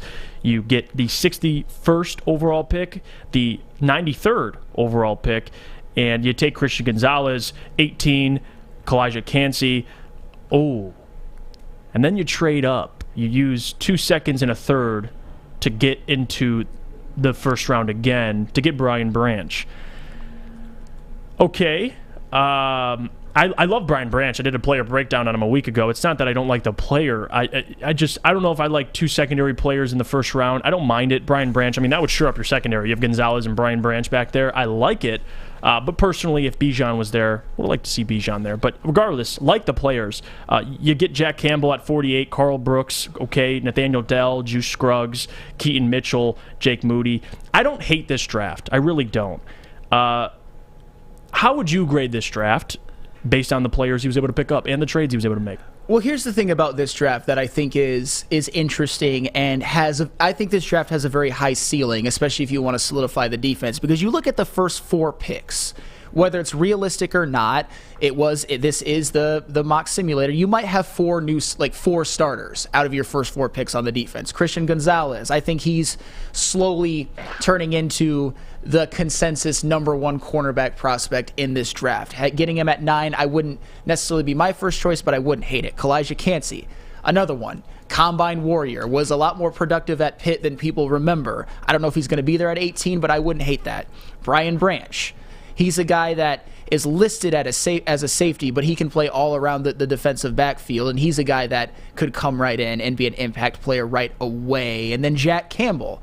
I mean, Jack Campbell, another one. Highly productive, great college player, and another one who had just an incredible combine. To me, Jack Campbell, if you want a little bit of I wouldn't say a hot take, Jack Campbell, to me, depending on his situation, is one of those dark horse defensive rookie of the year candidates. I think he's a guy that is already going to go in and be sort of like that leader on your linebacking core, especially if you go into a situation where there's a lot of young guys, which the Lions, that's kind of what it would be, barring that they sign a veteran free agent. I don't necessarily hate it. Just with those first 4 picks alone, if you want your defense, Oh, the secondary got better immediately. Absolutely. I mean, Gonzalez and Brian Branch, those guys are great players. And Funky made a great point. I mean, if you're letting Deshaun Elliott go, of course, Brian Branch can do a lot of those things as well. We're going to go to break. But before, I got to tell you about our friends at SMA, because the sports marketing agency helps spread awareness about mental health and substance abuse. Their new podcast, This is the S Word, helps fight the stigma about seeking help. If you or someone you know is struggling, head to thesportsma.com for more information. Love Woodward Sports? Love wearing clothes? Then you should be wearing Woodward Sports clothes. Check out our full line of merch at woodwardsports.com. Just click on Shop. We have all your favorite designs, like Dan Campbell kneecaps, Beverly Hills Golf, Woodward Golf, and of course, our own logoed out merchandise. Men, women, infants, kids all love Woodward Sports. Impress your friends. Impress your boss. Impress your dog. Buy Woodward Sports merch today. Introducing the Planet Fitness Guide to getting that post-workout glow. Step 1. What's your why? More epic energy? Better sleep? Blow off steam? Step 2. Join Planet Fitness for just $10 a month and get moving in our clean and spacious clubs. Step 3. Bask in that post-workout glow. Join Planet Fitness today for just $10 a month. Join today at any of the 50-plus Detroit area locations. The only sports network in Detroit that starts with a W. You know, because we win. Woodward Sports, Detroit's winning sports network. Jeff Iafrate here. Let me tell you about our friends at the Fulling Warehouse in Hamtramck, because it is the home of the original football bowling game. 2 to play for $12. The unlimited open play Or you could pay $120 for a lane reservation for up to 10 people. If you think you're better than Jared Goff, we talk a lot about him. Go prove it. Go to the Fulling Warehouse in Chuck the Rock. $2 Mr. Beer Machine, full bar. Check it all out, fullingwarehouse.com. We're approaching the end of the show here on the Morning Woodward Show on woodwardsports.com. Jeff Iafrate filling in for Adam Beydoun, Sam Flannel. We got JB on the ones and twos and Alex in the TD booth. It's been a great show so far, man. Oh, yeah. I appreciate you coming through, taking the time. I think it's our first show together, Yes. and I cherish these moments because we're on a roll today. We really are. But I want to get into some more of these mock drafts because we only have, we have a couple, and we have about 5 minutes until mailbag. Get your questions ready for me, Sam, JB. Just spit them out. We'll try to get to as many as we can. Alex, if you could, throw up another mock draft, and we'll see what we got here. So no trades in this mock. Yes! I love no trade mocks. It's so great. Look at that. 6, Devin Witherspoon. 18, Kalijah Cansey. It takes Steve Avila at 48. Diane Henley again. Jamie Robinson, safety out of Florida State. Dorian Williams, linebacker out of Tulane. Jacob Slade and Clayton Tune. No Jake Moody. You take, see, I told you, quarterback or Jake Moody. You take a quarterback in the 6th round, Clayton Tune. I would like to know what players are available at what spots, because I like the players itself. Devon, I like at 6. Even if I don't maybe like the 6, I would like to trade back and maybe take a corner. But let's just say you don't do any trades. I like the players. I really don't mind it. You address the secondary. You get Kalijah Cansey. You get a guard in Steve Avila. You address the linebacker position.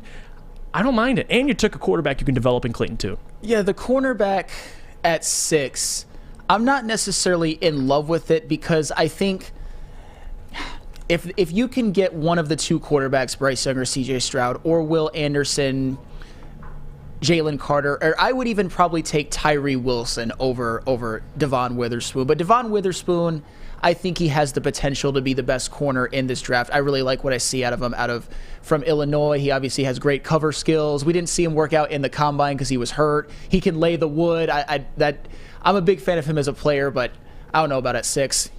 Kalijah Cansey again at 18. Love that. If he's there, absolutely. Steve Avila is a sneaky one because you're probably going to cut Vitae, and you're not going to want to sign Evan Brown. Steve Avila, I don't necessarily mind that pick at round 2, pick 48. A guy you could possibly plug and play as a starter to go along with this offensive line, which even without Vitae last year was elite and could be a well-oiled machine, a good situation for a young guy. Diane Henley at pick 55, absolutely love it.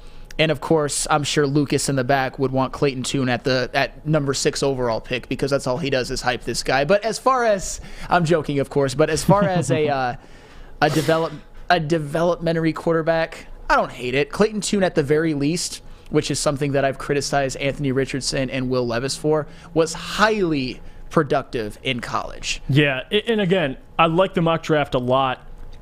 Steve Avila, to me, taking a guard, I've actually been more open to the idea of it because we know how good Brad Holmes has been in identifying defensive talent late in the draft. And he can do it offensively as well. He did it with Amon-Ra St. Brown. But still, to take a guard, I'm cool with it. Again, this is a guy that you don't have to re-sign Evan Brown, like you said. Vitae, you can cut. You bring in a guy in a 4-year deal, a rookie. You can start right away on your offensive line.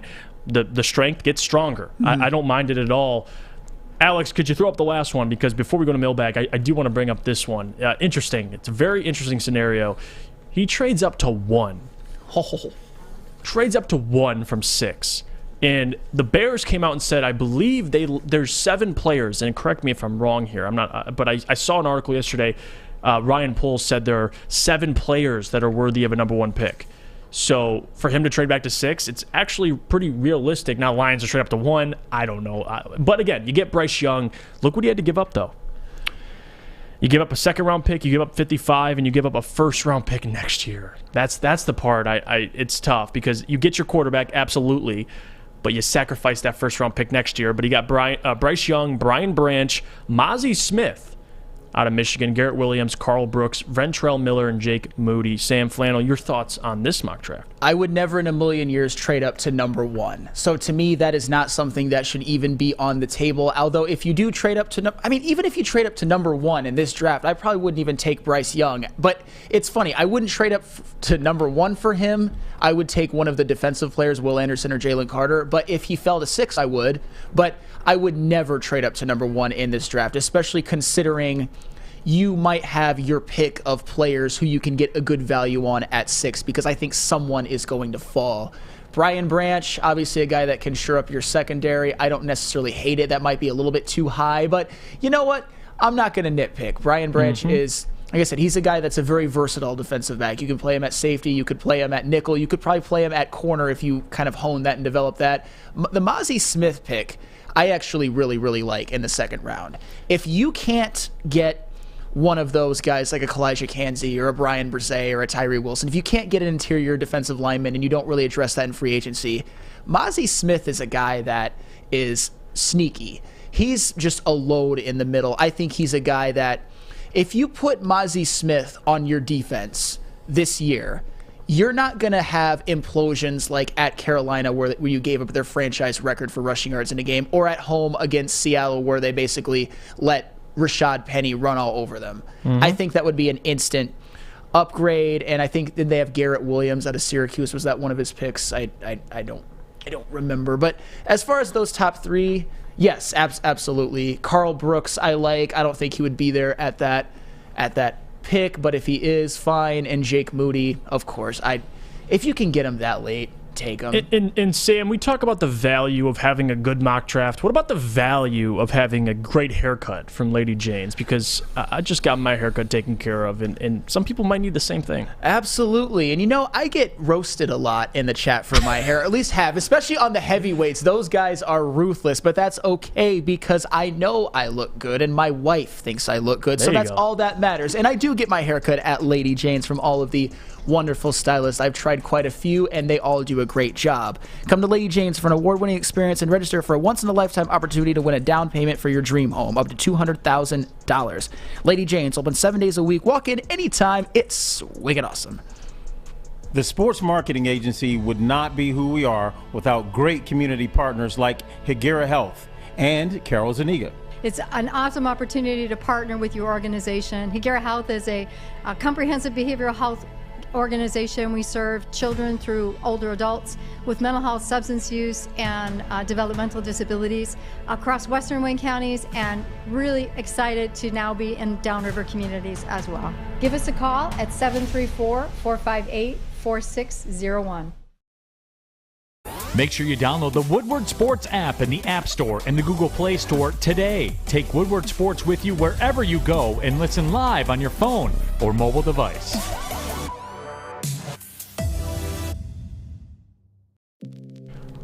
We're back, and we're almost done with our first show together, Sam Flannel. Back in the Morning Woodward Show, woodwardsports.com. Jeff Iafrate hosting today alongside me, Sam Flannel, a.k.a. Flannel Sam. However you want to say it. However you want to say it works for me. JB on the ones and twos, and Alex in the TD booth. It's time for Mailbag. We got some questions already coming in so far. Let's get to them.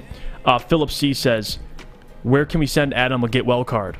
Well, that's a tough one. You can message him. I'm not going to give his address away on the show live, but you can message him on social media and share your condolences to him. Just say, hey, I hope you feel better. I've been texting him, checking in with him all day. He's doing okay. He just needs some rest. I mean, Adam, he's a hard worker. If you guys don't know, you see him on the show, but behind the scenes, he grinds. He really does. Let's see some of these questions. Joseph says, Mailbag, on a scale from 1 to 10, how worried are you about Torkelson?